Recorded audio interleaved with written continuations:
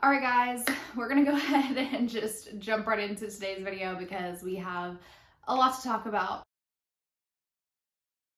So today we're going to be talking about the whole idea of plagiarism versus inspiration in the publishing industry and the book community and how we perceive it as a whole.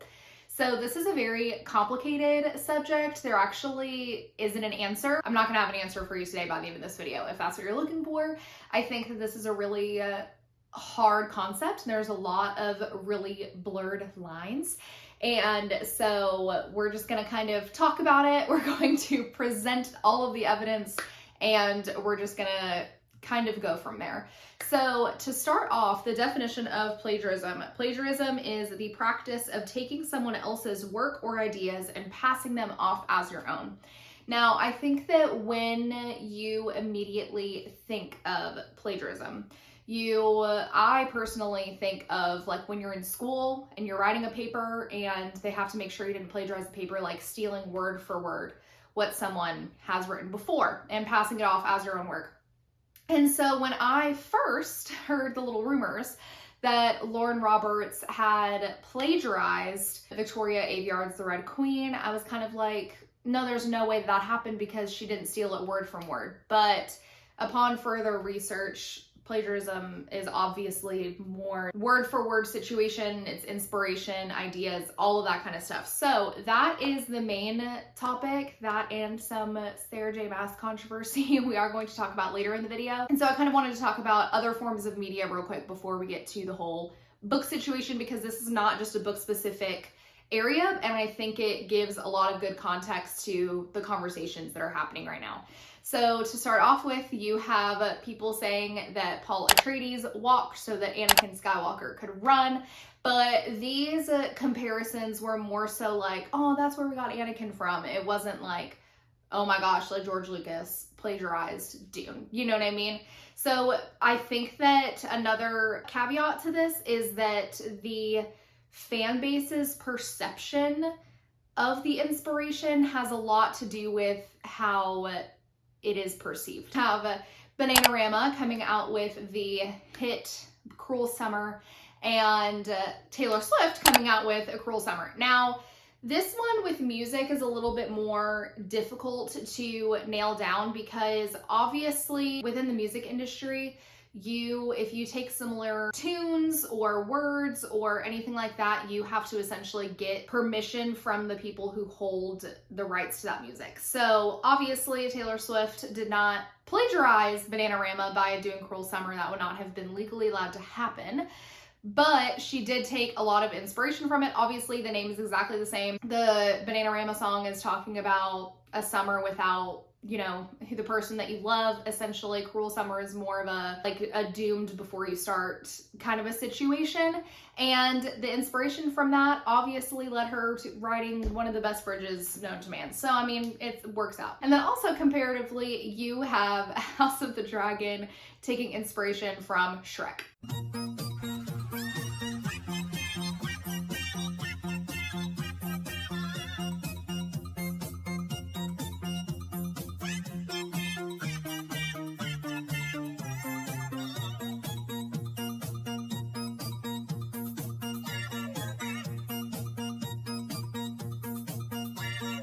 Okay, now obviously that last one was a little bit more of a joke, but when I saw that video, I was like, that's kind of hard to argue with. Like, that is kind of hard to argue with, the visuals there. All of that to say, I think that the thing that's more in the TV scope of media that stands out to me is this one episode of New Girl and Bob's Burgers that is nearly exactly the same. Now, bear with me, I promise we're gonna get to the book stuff soon, but I do think this provides important context. Now, this is different to me because Bob's Burgers does do a lot of homage stuff. Like they have an episode that's supposed to be like Stand By Me.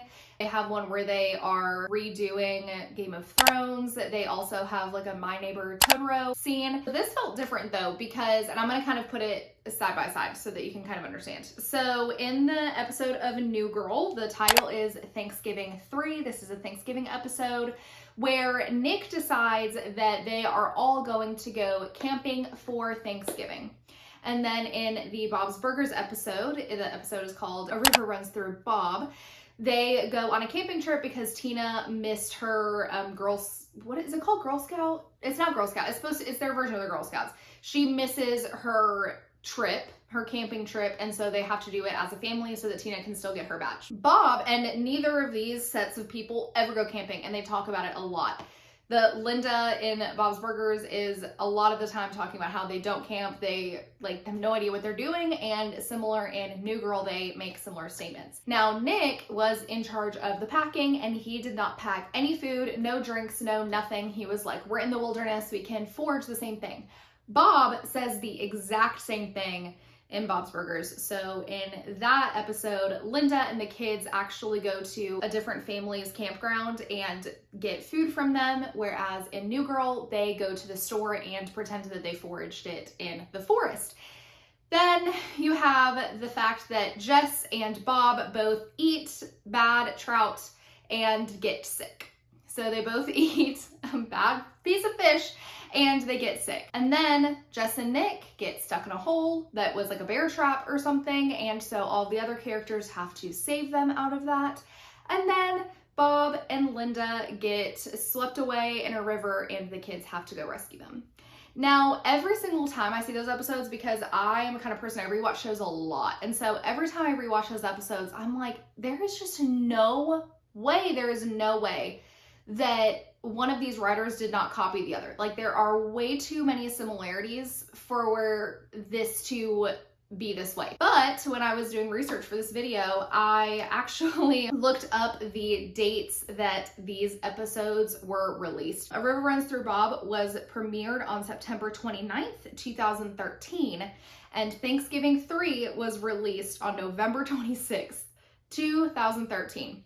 So there's only a 2-month gap in between that, and if you know anything about show running, and this is actually the same for animation, I looked it up, is that especially with animation, when you have to do storyboarding and it has to go through a ton of different hands even after the script is already written, it takes about a year. And also the same thing is there for live action. The only way that you can kind of deduce that is that it's coincidence. To me, there just seems like too many things for it to be coincidence, but obviously timeline-wise, it is. Like, there isn't any other way to do that. Inspiration for those stories hit those writers at different times, I guess, and it just happened. So, and the whole date thing is important for when we get to talk about the books.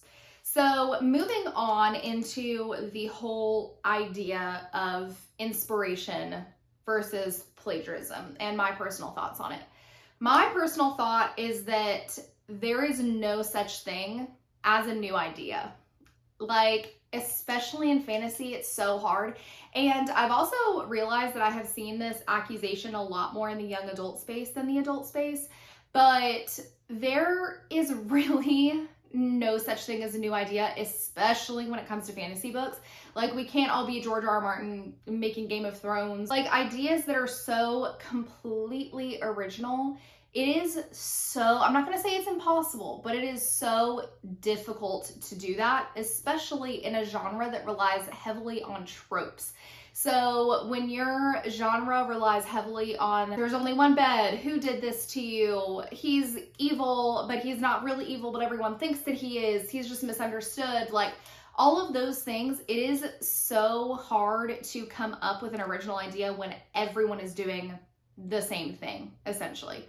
So there is a book called Steal Like an Artist, and it is essentially saying, you can read it in the summary, but it is essentially talking about how there is no such thing as original idea, not just in like publishing, but in painting, movies, songs. Like, there is no such thing as an original thought anymore, essentially.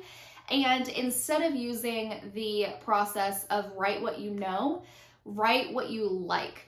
So take inspiration from the books around you, from the movies around you, and turn it into something that you want to read or watch. So if you are reading Game of Thrones as an example, and you're like, I liked this, that, and that, but I wish that this main character was actually like this. And I wish that instead of dragons, there was, I don't know, unicorns. I'm making crap up. But this does not sound like a good synopsis for a book. And then you turn it into something that you wish that it had been, or you compound on the ideas that were really great and turn it into something even better, in your opinion. in your opinion? With all that being said, that is kind of what I think Lauren Roberts did. Now, this whole thing started around the time that Reckless actually was being published. I can't remember if there was a really big conversation about this when Powerless was first released, but with Reckless coming out, people were really coming for Victoria Aveyard, who wrote The Red Queen. Now, if you don't know, Victoria Aveyard is very present on her TikTok accounts. She does a lot of content about writing books, etc., all of that stuff. And she made a TikTok saying that essentially that people were accusing her of ripping off, of plagiarizing Powerless by Lauren Roberts. And her whole thing was, plagiarism is very hard to prove in the publishing industry, and also it's near impossible to pull off, was her first point. Her second point was that if you're going to accuse someone of that, triple check what was originally published, because The Red Queen actually came out before Powerless, like a decade or something. There's a very big time difference in between those books. And she essentially was saying, if anyone plagiarized anything, it wasn't me, okay? My book came out first, is essentially what she was saying. So when I first saw that, I was like, oh, she's pissed, like she is so mad. And The Red Queen, when it came out, was a very popular series. When you read the synopsis, it doesn't look good. Like, I'm not gonna lie. When you read the synopsis for The Red Queen and then you read Powerless and Reckless together, there are extremely similar elements. However, Lauren Roberts, when Powerless first came out, stated that she drew inspiration from Hunger Games, Red Queen, and there was one other one. I can't remember what it was. But she cited that book as her inspiration, as one of her points that she gathered things for this novel. She openly admitted to that. So at that point, I don't really think that you can consider that plagiarism, because she said that she drew inspiration from it. And then Lauren Roberts also responded to a comment that she made a video that was in response to a comment that another, like a TikTok commenter had made, where they were basically saying, like, how can you even write anything original these days? Like, what do you recommend?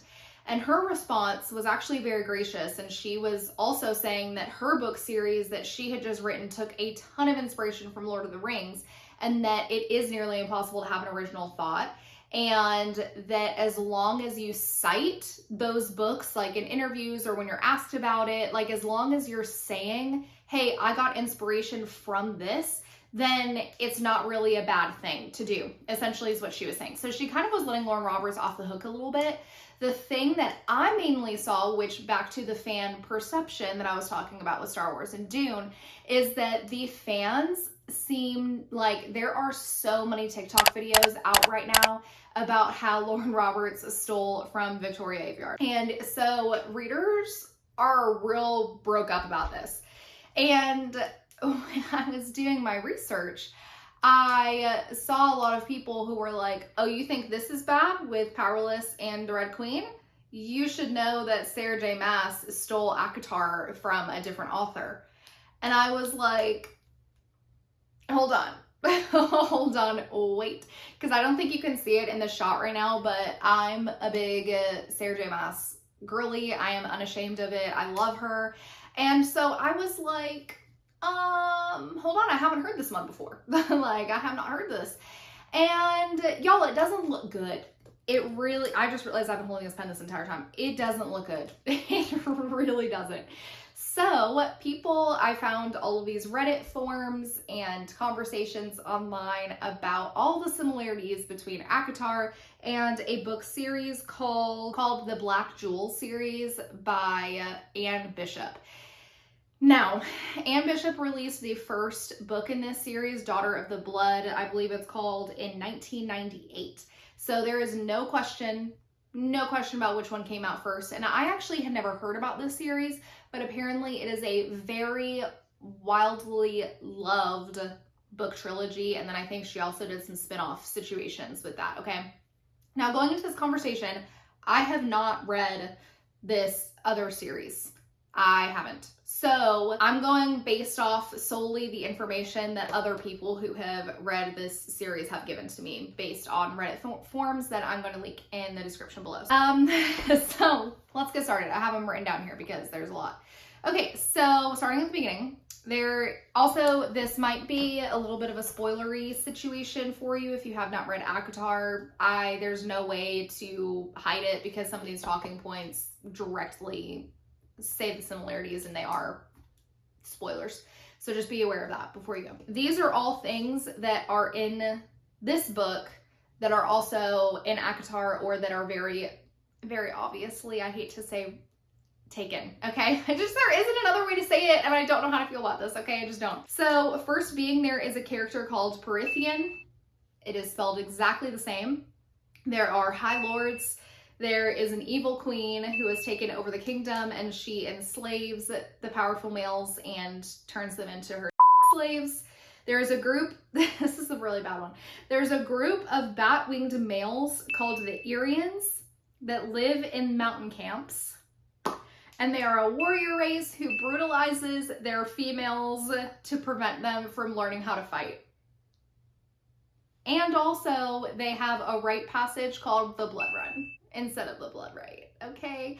It's just so awkward. And then there's also a group of close friends who advise the queen called the First Circle, which is similar to the Inner Circle.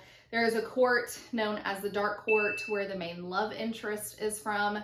And the people talk about the Irian wing size compared to other parts of the male body. And there is a lot of talk about the whole like calls to like phrase. Now, hearing all of that, it sounds really bad. Like, hearing all of it, it doesn't even sound like, oh, maybe. I don't know how to feel right now. Like, I'm saying all of this, like voicing all of this information fresh off of learning all of this. So yeah, I don't really know what to do with this information. I do think it's important to note that there were two different groups of people in each fan base that had comments to say about this. We had one group of people who were talking about how, like, I started reading this series and it was so close to ACOTAR, it was making me sick, like, I can't believe it, blah, blah, blah. And then you have other people who were like, I've read both, and where these things are similar, there's no denying it, the feel of the books is so completely different, it doesn't feel like the same thing to me. You know, it is what it is. And also Sarah J. Maas did say in interviews that she is a very big fan of Anne Bishop. She has read these books. Don't quote me if I'm wrong, but I don't believe she has said outwardly in any interviews that she has drawn inspiration from it. But I don't really know. Do I think that Sarah J. Maas is a great writer? Yes. Do I think that she comes up with really great characters? Yes. Do I think that there are very similar things that she obviously drew inspiration from and it doesn't have good optics? Like, the optics are not good? Also, yes. But I'm like trying to form an opinion and I don't have one. I don't know what to think right now. I think that this is the hard part of this conversation, right? Is how far is too far? Where do the blurred lines get real bad? Like, where does the inspiration need to stop? And I think that's the whole conversation, is where is the inspiration too much? Because there are also things, even though Lauren Roberts did say in her interviews that she drew inspiration from the Red Queen, there are things that do exactly happen in those books. And also I saw Reddit forums on that one saying that there are actual lines that are lifted and direct scenes that are lifted. So I think the conversation more so is, when is it too far? When is it too much inspiration? And when does the whole steal like an artist thing start to look bad? Sorry to talk about all this without an answer, but I do think this would be really interesting to kind of talk about in the comments. This is a safe space. No one be mean to anyone. I do think this is an interesting topic that needs to be talked about more, because I think that it is being talked about a lot more so on TikTok, but I do think that it's something that people should be aware of, and also it's interesting. Like, it is interesting, and it is what it is. Like, honestly, that's the whole theme of today. It is what it is. What happened happened. They took inspiration from here, they took inspiration from here, they wrote it and turned it into something else.